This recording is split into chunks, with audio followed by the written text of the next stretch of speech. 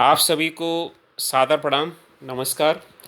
आज हम डिस्कस कर रहे हैं working of four stroke petrol engine. Petrol गाड़ियां तो सभी के घर में हैं, बाइक है या स्कूटर है, एक्टिवा है, सुजुकी एक्सेस है या कार है।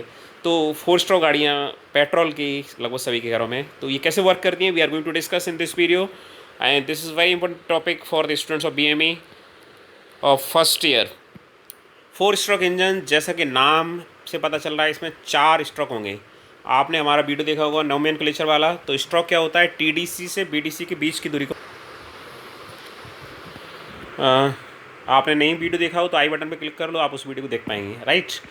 तो फोर स्ट्रोक में, चार स्ट्रोक में पिस्टन चार बार टीडीसी से बीडीसी या बीडीसी से टीडीसी। टीडीसी जिन लोगों को नहीं पता है एक बार उनको पुनः बता देते हैं, top dead centre, and BDC bottom dead centre, right. तो सक्शन स्ट्रोक में क्या होता है, आप देख सकते हैं कि इनलेट वाल्व खुला हुआ है, एग्जॉस्ट वाल्व बंद है। In this suction stroke piston moves from TDC to BDC in downward direction. Piston ऊपर से नीचे की ओर जाता है। और जैसे सिरिंज में होता है ना कि डॉक्टर जब आपके इंजेक्शन लगा रहे होते हैं तो सिरिंज में पिस्टन को ऊपर की ओर खींचता है, तो अंदर वैक्यूम क्रिएट होता है, लो प्रेशर जोन क्रिएट होता है, जिसके कारण दवाई ऊपर चढ़ जाती है। ठीक वैसा ही यहाँ पे होता है। जब पिस्टन नीचे की ओर जाता है, आपको एरो से पता चल रहा है कि पिस्टन नीचे की ओर जा रहा है। जब पिस्टन नीचे की ओर जाता है तो वहाँ पे एक वैक्यूम जैसी स्थिति क्रिएट होती है, ये एरो से पता चल रहा है आपको। तो उस वैक्यूम के कारण इसके अंदर चार्ज एंट्री कर जाता है। चार्ज का तात्पर्य यहाँ पे है mixer of air and petrol. Air and petrol, a mixture of air and petrol is inducted inside the engine cylinder. This mixture is known as charge.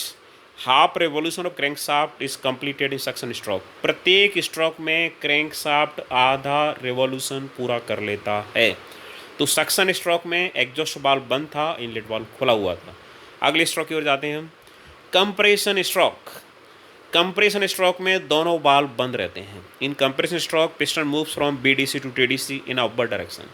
Piston bottom dead centre से top dead centre की ओर, नीचे से ऊपर की ओर चलता है। दोनों बाल बंद रहते हैं। जब दोनों बाल बंद रहेंगे तो क्या होगा मित्रों, तो जो चार्ज अंदर भरा हुआ है, एयर पेट्रोल का मिश्रण अंदर भरा हुआ है, वो कंप्रेस होगा।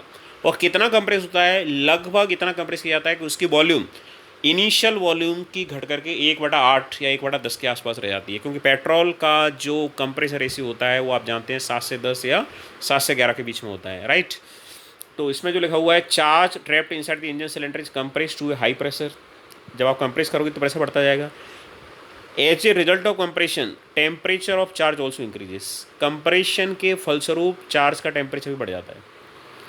Temperature of charge becomes near ignition temperature of petrol. और ये टेम्परेचर बढ़ते बढ़ते बढ़ते कहाँ पहुँच जाता है, पेट्रोल के इग्निशन टेम्परेचर के नज़दीक पहुँच जाता है। Just before the completion of compression stroke. Compression stroke हुआ नहीं होता है पूरा, उसको ख़त्म होने वाला होता है। ठीक उसके पहले, ख़त्म होने से कुछ समय पहले, और वो समय कोई बहुत बड़ा समय नहीं होता है, सेकंडों में भी नहीं होता है, माइक्रो सेकंड्स में ज़्यादा होगा, उससे पहले स्पार्क प्लग एक्शन में आता है। ए spark is produce by the spark plug which ignites the fuel. Spark plug action में आता है और वो एक चिंगारी उत्पन्न करता है, कि स्पार्क पैदा करता है और आग लग जाती है, फ्यूल जलना चालू हो जाता है। चूंकि पेट्रोल इंजन में स्पार्क प्लग जिम्मेदार होता है फ्यूल को इग्नाइट करने के लिए, इसीलिए पेट्रोल इंजन को हम कहते हैं spark ignition engine. Spark fuel को इग्नाइट करता है, स्पार्क इग्निशन इंजन और एसआई इंजन। ओके, अगले स्ट्रोक की ओर बढ़ते हैं हम। पिछले स्ट्रोक में आग लग गई थी, यानी फ्यूल इग्नाइट हो गया था। फ्यूल इग्नाइट का मतलब है कंबसन की शुरुआत, अब फ्यूल का कंबसन होगा। तो तीसरा स्ट्रोक है power stroke. Both the valves are closed and piston moves from TDC to BDC in downward direction. दोनों वाल्व बंद रहते हैं। अब because of combustion of fuel large amount of heat is produced. Fuel का combustion होगा, जो भी fuel है आपका पेट्रोल इसके अंदर, उसका कंबसन होने वाला है, और कंबसन के कारण भारी मात्रा में हीट पैदा होती है। Moreover products of combustion are hot and pressure gases. Pressurise gases भी पैदा होती हैं। उन गैसेस के अंदर पावर रहती है और वो पिस्टन को धक्का लगाती हैं और पिस्टन नीचे की ओर चलना चालू कर देता है। वो पिस्टन को धक्का लगाती हैं, पिस्टन को, these gases exert A pressure on the top of piston. वो पिस्टन के ऊपर प्रेशर लगा रही हैं। इसका तात्पर्य क्या हुआ, वो अपनी ताकत दे रही हैं। अगर आप किसी टेबल को खिसका रहे हैं, मतलब आप अपनी ताकत टेबल को दे रहे हैं, तो वो गैसेस पिस्टन को खिसका रही हैं, मतलब अपनी पावर डिलीवर कर रही हैं पिस्टन को। It means power of hot gases delivered resulting in the downward movement of the piston. तो ये पावर स्ट्रोक एकमात्र ऐसा स्ट्रोक होता है जिसमें पावर मिलती है क्रैंकशाफ्ट को। बाकी फ्लाई व्हील एक्स्ट्रा एनर्जी को स्टोर कर लेता है। बाकी 3 स्ट्रोक के लिए फ्लाई व्हील मोशन कराता है। अब हम बढ़ते हैं अंतिम स्ट्रोक की ओर।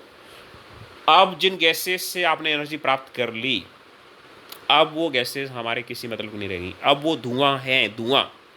और धुआं की कोई अहमियत नहीं है। इंसान की फितरत होती है कि जिस चीज़ का यूज़ कर लेता है, जो उसके लिए जो यूजलेस हो जाती है तो उसे फेंक देता है। ह्यूमन बॉडी को भी फेंक देता है वो एक दिन। तो इस स्ट्रोक में क्या हुआ, एग्जॉस्ट वाल्व को खुलना होगा, और एग्जॉस्ट वाल्व जब खुलेगा तो अंदर क्या स्थिति होती है, अंदर प्रेशर ज़्यादा होता है। जो बर्नट आउट गैसेज हैं, धुआं है, उसका प्रेशर ज़्यादा होता है, और बाहर होता है प्रेशर कम।